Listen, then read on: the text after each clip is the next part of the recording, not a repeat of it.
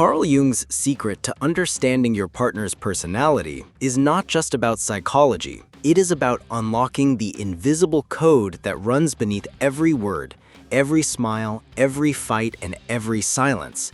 And before I begin unfolding this journey, I kindly ask you to subscribe to this channel right now and promise yourself that you will stay with me until the very end of this video, because what you are about to hear can change the way you look at love and relationships forever. And once you discover these insights, you will realize that half of the struggles you faced in your personal life were never really about love itself, but about the personalities colliding, complementing, or shadowing each other in ways you never fully understood. So take a deep breath and let's dive into the fascinating world of Jung's vision, where love is not just an emotion, but a dance of archetypes, shadows, and the hidden psyche. Carl Jung believed that the human personality is far deeper than the surface labels we usually throw around, like introvert, extrovert, sensitive, or practical. He believed that every person carries within them multiple dimensions, layers of the conscious and unconscious, and when you fall in love with someone, you are not just connecting to their smile, their voice, or their habits. You are connecting to an entire universe of hidden patterns, unresolved wounds, and symbolic energies that live inside them. And this is where the real mystery begins, because often the things you find most attractive in your partner are not accidents. They are projections from your unconscious mind calling to theirs. And the conflicts you find most painful are also not accidents. They are the clashes of shadows and hidden sides of both of you demanding attention. Jung introduced the concepts of anima and animus, the inner feminine in a man and the inner masculine in a woman, and explained that our relationships are deeply influenced by these inner figures. So when a man falls in love with a woman, it is often his anima projecting onto her, seeing in her qualities of nurturing, beauty, mystery, or wisdom that may or may not fully belong to her real personality, but emerge from his inner world. And when a woman falls in love with a man, her animus may project onto him qualities of strength, direction, intelligence, or authority that may not perfectly fit his actual character. And yet these projections fuel the attraction, the intensity, and also the disappointment when reality does not perfectly match the inner image. To understand your partner's personality through Jung's lens means to first understand that what you see is not always what you get, because what you see is partly them and partly you, partly their personality and partly your projection. And if you ignore this, you will spend your entire relationship fighting ghosts that you created yourself. Jung's wisdom invites you to pause and ask, am I loving this person for who they are, or for the image my unconscious mind is projecting onto them? And am I resenting them for what they truly did, or for failing to live up to my inner fantasy? And when you begin to separate these two, clarity begins to shine. For example, imagine a woman who constantly complains that her partner is not decisive enough. She might believe it is his flaw, but Jung would suggest she is facing her own animus projection, expecting him to embody the authority she secretly craves to awaken within herself. And until she owns this part of her psyche, she will always feel dissatisfied, no matter which man she chooses, because the battle is not really with him, but with her unacknowledged inner masculine. In the same way, imagine a man who feels drawn to women who appear mysterious and unattainable. He may become frustrated when the reality of daily life does not maintain that illusion.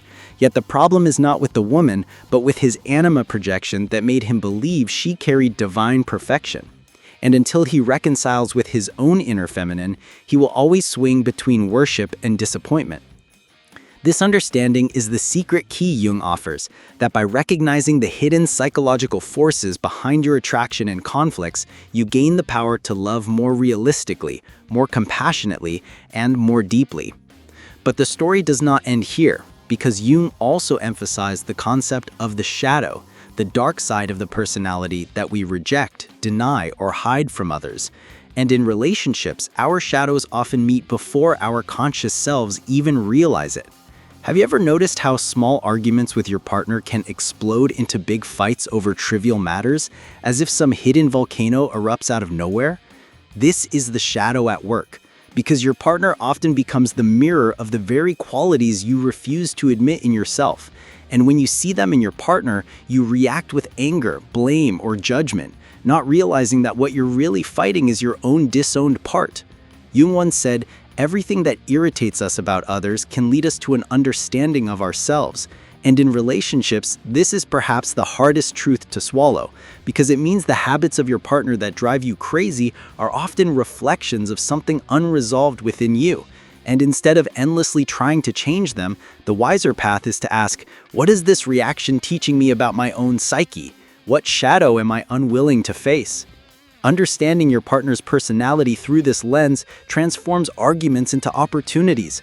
Every conflict becomes a mirror, and every irritation becomes a teacher, because suddenly you are no longer stuck in the cycle of blame, but engaged in the journey of individuation, the process of becoming whole. But this requires courage, because it is easier to point the finger at your partner than to look into your own unconscious. It is easier to say you are the problem than to admit that the qualities you hate in them might be the qualities you have repressed in yourself. And yet this courage is the doorway to deeper intimacy. And once you begin to see this pattern, the entire way you look at your partner changes, because suddenly their habits and reactions are not just random behaviors, but windows into deeper layers of their psyche. And instead of feeling constantly frustrated or misunderstood, you start asking the right questions, like, what inner wound is my partner protecting? What shadow are they wrestling with? And how can I become a conscious witness instead of an unconscious opponent? And here lies the secret, Jung emphasized, that real love is not about finding a perfect partner, but about becoming conscious together. Because when two people begin to awaken to their own unconscious forces, they stop projecting them blindly and start taking responsibility. And that responsibility is the true foundation of intimacy. Imagine for a moment how different your relationship would feel if every time you and your partner argued, instead of immediately attacking or defending, both of you paused and asked, what inner image or shadow is being triggered here? What old story from childhood, what unresolved archetype is taking control? Suddenly, the fight wouldn't be about dirty dishes or late replies to messages, but about something real, something raw, and something meaningful. And instead of drifting further apart, you would actually grow closer through the conflict. Because Jung believed that individuation, the process of becoming your true self, does not happen in isolation, but often through the crucible of relationship, where the heat of conflict and the mirror of the other person burn away illusions and reveal the hidden truth of who you are. To understand your partner's personality in Jung's terms also means to explore the concept of archetypes, the universal patterns of behavior and imagination that live in the collective unconscious. Because your partner is not just an individual, but also a carrier of archetypal energies. Sometimes they embody the caregiver, sometimes the rebel, sometimes the wise guide, sometimes the trickster, and your reactions to them are colored by these archetypal roles even if you don't realize it. For example, when your partner is nurturing and protective, you might feel comforted as if a parental archetype is present.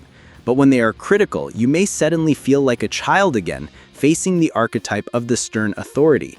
And if you are unaware of these forces, you may overreact, confuse the present moment with the past, and blame your partner for wounds that originated long before you even met them. And this is why Jung insisted that awareness of archetypes is not just philosophy, but survival for relationships. Because otherwise, you are not just relating to your partner, you are unconsciously relating to the archetypal images they awaken in you. And this explains why some couples fight with so much intensity over seemingly small issues, because what is really at stake is not the present, but the entire weight of the archetypal and unconscious past pressing into the now.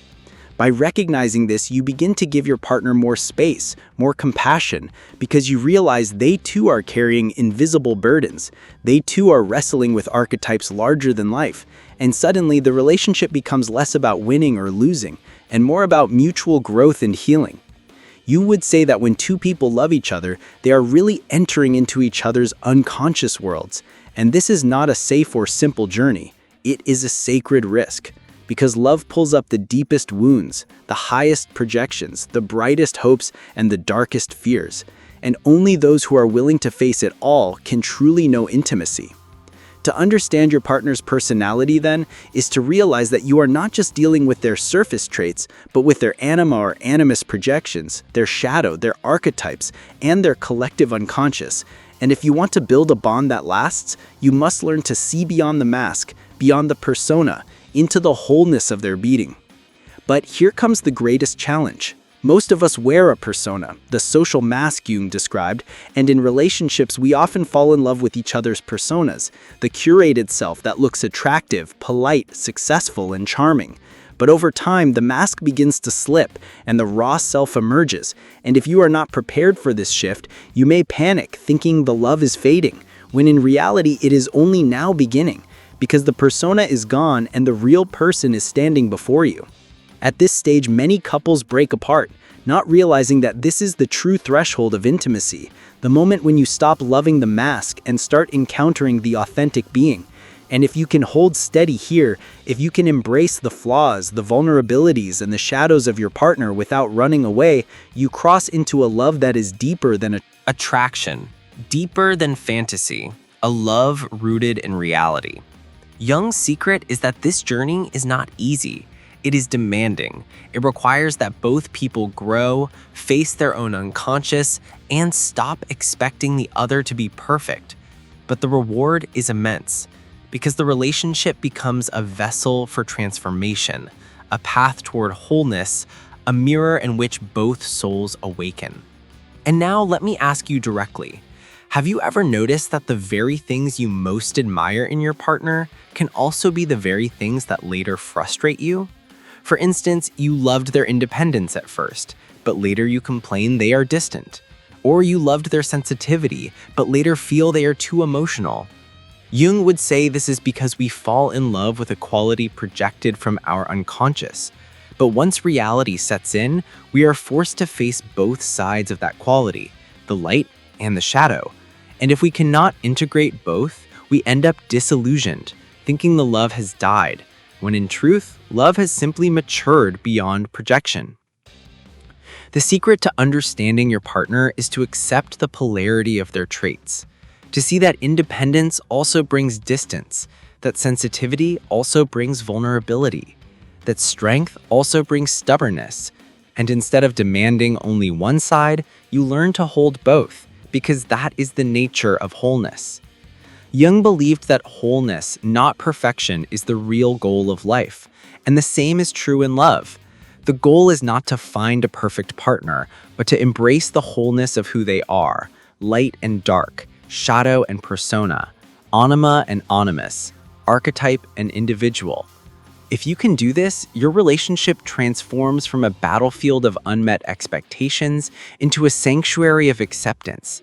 And from that acceptance grows a love that is not blind, but deeply aware.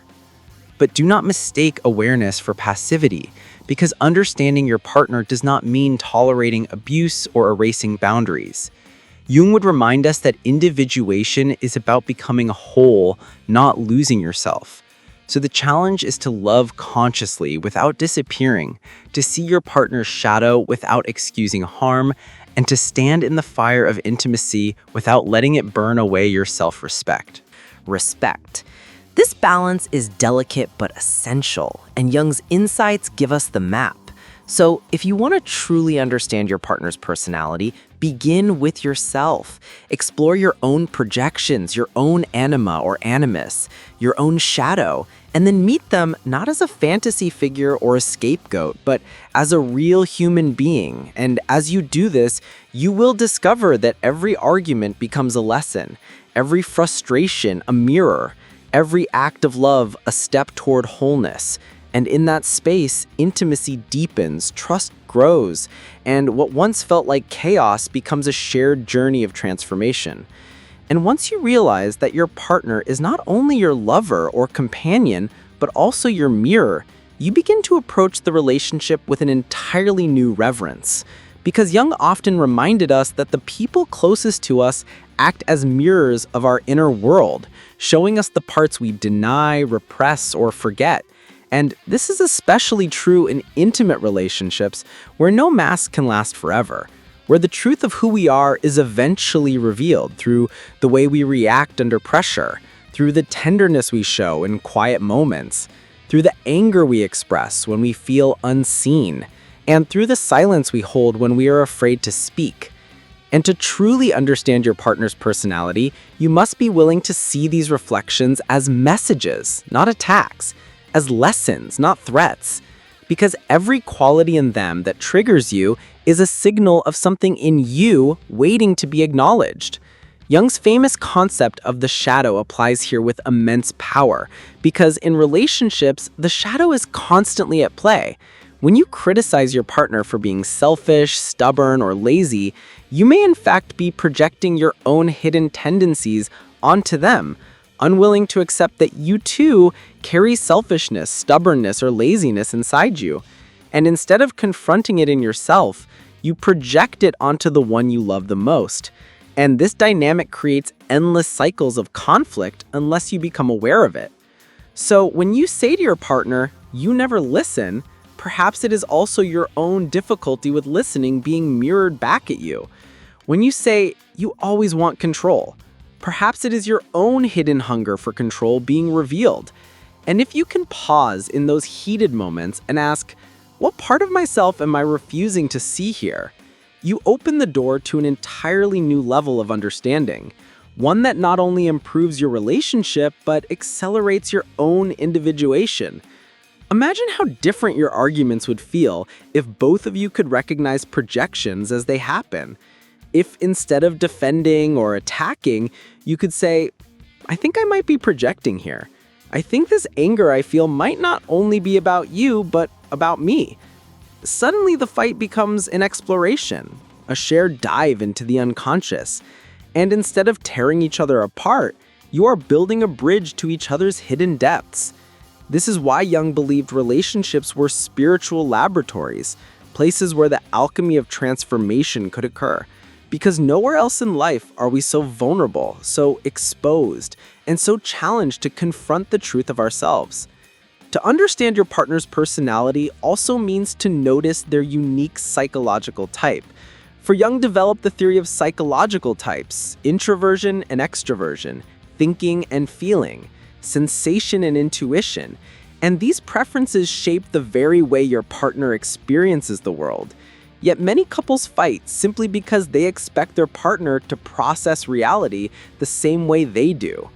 If you are an intuitive type, always dreaming about the future, you may criticize your partner who is more sensing, grounded in the present, practical and detail-oriented. And what you see as small-mindedness may actually be their gift of stability, their ability to root your dreams in reality. And likewise, they may see your intuitions as unrealistic, when in truth, they are the spark of vision. If you are more of a thinker, valuing logic and analysis, you may clash with a feeling-type partner who prioritizes harmony, empathy, and values. And if you do not recognize this difference, you will misinterpret their emotional responses as irrational, rather than as a legitimate way of navigating the world. Jung insisted that true understanding of personality comes from honoring these differences rather than trying to erase them, because only then can two people complement rather than cancel each other out. So the next time you feel frustrated with your partner's perspective, pause and remember that they are not simply being difficult. They are seeing the world through a different psychological lens. And when you respect that lens, you unlock harmony where there was once only tension. Jung would tell us that love is not about sameness, but about the dance of differences, the way two unique souls weave together without losing their essence. And when you embrace this dance, the relationship becomes less of a battlefield and more of a symphony, where each instrument has its place, each note its purpose, and together they create music that neither could make alone. But make no mistake, this is not easy because it requires patience, humility, and the courage to let go of control. Yet it is exactly in this surrender that love matures. Another key insight Jung offers is the reality of the anima and animus, the inner feminine in men and the inner masculine in women, and how these unconscious figures shape our attractions and conflicts. When you fall in love with someone, part of what draws you is not just their outer personality, but the way they reflect your inner anima or animus, the inner opposite you are unconsciously seeking. This is why early love can feel intoxicating, because you are not only meeting your partner, but also reconnecting with a forgotten part of yourself projected onto them. But as time passes, the fantasy fades, and you are left with the real person, not the fantasy image. If you cling to the fantasy, you may feel betrayed or disappointed.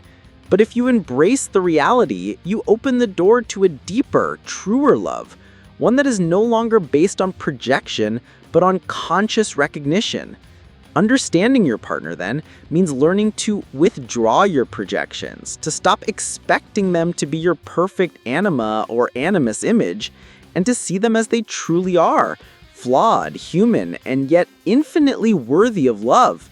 This shift is painful because it requires you to take back responsibility for your own inner work. But it is also liberating because it frees your partner from the burden of being your savior and allows them to be simply themselves. And in that space, real intimacy blossoms because you are no longer relating to a fantasy, but to a real soul. And Jung would argue that this is the moment when love becomes sacred, when it transforms from a temporary enchantment into a path of individuation shared by two people, a path that is not always smooth, but always meaningful. So, as you reflect on your partner's personality, ask yourself not only what you admire or dislike in them, but what those qualities reveal about you, what archetypes they awaken, what shadow aspects they stir, what anima or animus images they reflect. And in this reflection lies the key to a love that is not blind, but conscious, not fragile, but resilient, not shallow, but profound. And as we continue to explore Jung's secret to understanding your partner's personality, we realize that true intimacy is not built upon perfection, but on wholeness. And wholeness includes both light and shadow, both strengths and weaknesses, both the conscious self and the unconscious forces that drive us. And if you expect your partner to be only light, only positive, only perfect, then you are not truly loving them. You are loving an illusion, and illusions always break. Jung taught that real love begins when you are able to look at your partner's flaws, and instead of trying to erase them, you learn what they reveal about the deeper structure of the psyche. For example, a partner who often withdraws into silence may not be cold or uncaring, but rather expressing the introverted attitude, a natural orientation toward the inner world. And instead of interpreting this as rejection, you can see it as an invitation to give them space to recharge, honoring their type rather than resenting it. In the same way, a partner who seeks constant activity and connection is not necessarily shallow, but maybe expressing the extroverted attitude, finding energy through interaction. And understanding this difference prevents countless arguments. Jung's typology, with its distinctions between thinking, feeling, sensation, and intuition, gives you a map. And when you learn your partner's dominant function, you begin to appreciate their unique way of processing reality. Perhaps your partner is a dominant thinker, preferring logic and analysis, while you are a dominant feeler, guided by values and emotions. And without Jung's framework, you might see each other as cold or irrational. But with his framework, you realize that both are valid ways of relating to the world, and the challenge is not to make the other like you, but to integrate both perspectives. This is why Jung often emphasizes complementarity, because what annoys you most in your partner is often the exact quality you most need to develop in yourself, and the relationship provides a living laboratory for this growth. To understand your partner, then, is not simply to categorize them, but to see them as a mirror. And every time you complain, you might also ask, what does this reveal about my own neglected side? And in that question, the relationship becomes a path of individuation, a sacred process where two souls help each other become whole. But this path requires courage, because to understand your partner is also to give up control, to stop trying to mold them into your ideal, and instead to encounter them as they are, in all their complexity, mystery, and unpredictability.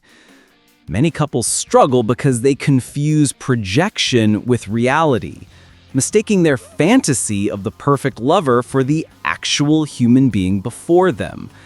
And when reality breaks through, disappointment sets in.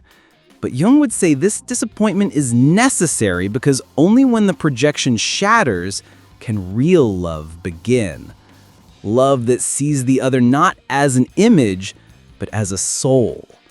And this soul is not static. It evolves. It reveals new layers over time. And if you are truly committed to understanding your partner, you must be willing to evolve with them, to meet them again and again as they grow. Because personality is not a fixed mask, but a living process, a dance between conscious and unconscious. And every stage of life reveals new aspects. In youth, the lover archetype may dominate. In midlife, the warrior or ruler may arise. In later years, the sage may emerge. And each stage brings new challenges and new gifts to the relationship. To love someone is to accompany them through these transformations, to witness their becoming, and in doing so, to become yourself. Jung believed that the purpose of relationship was not happiness in the superficial sense, but wholeness in the profound sense. And wholeness often requires struggle, confrontation, even suffering, because it is through these fires that the false self burns away and the true self is revealed. So if you find yourself frustrated with your partner, remember that frustration itself is part of the work. It is the psyche's way of drawing your attention to something unresolved. And if you stay present, if you dare to look deeper, you may find that what you thought was an obstacle is actually the doorway to deeper intimacy. This is the essence of Jung's secret. To understand your partner, you must be willing to look beneath appearances, to see the archetypes, the projections, the shadows at play, and to meet them not with judgment, but with curiosity, patience, and compassion. Because every time you do, the bond between you strengthens, not because the problem disappears, but because you face it together. And when you face it together, you discover that love is not the absence of conflict, but the art of navigating conflict with awareness. And that awareness, rooted in Jung's psychology, is what transforms ordinary relationships into extraordinary journeys of soul-making. And so, as we bring this deep journey to a close, remember that Carl Jung's greatest secret to understanding your partner's personality is not hidden in complex theories or unreachable ideals, but in the courage to see, to listen, and to love beyond the surface. For every smile hides a history, every silence carries meaning, every argument reflects an inner wound, and every embrace speaks of a longing for connection. And if you truly wish to understand your partner, you must be willing to meet them at the level of the soul, where masks fall away and authenticity begins. To walk this path is not always easy because it demands self-awareness, humility, and the willingness to confront your own shadow. But in doing so, you not only discover who your partner really is, you also discover who you really are. And together, you step into the great adventure of individuation, becoming whole, not in isolation, but in union. This is the miracle of Jung's insight, that love is not about possession, but transformation. Not about fixing another, but about growing together. Not about demanding perfection, but about embracing wholeness. So the next time you look into your partner's eyes, remember that you are not simply looking at a husband, a wife, a boyfriend, or a girlfriend. You're looking at a universe. A constellation of archetypes, dreams, wounds, and strengths. And your task is not to judge, but to understand. Not to control, but to honor. And in that honoring, love becomes what it was always meant to be, a sacred dance of two souls becoming whole together.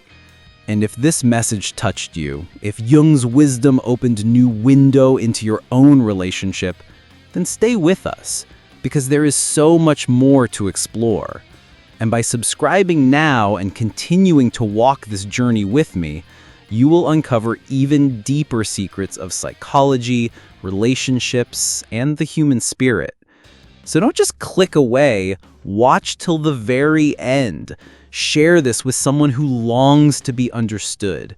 And remember always that in every relationship, the key is not to find the perfect person, but to see perfectly the one who stands before you. For in seeing them clearly, you learn to love truly. And in loving truly, you both become whole.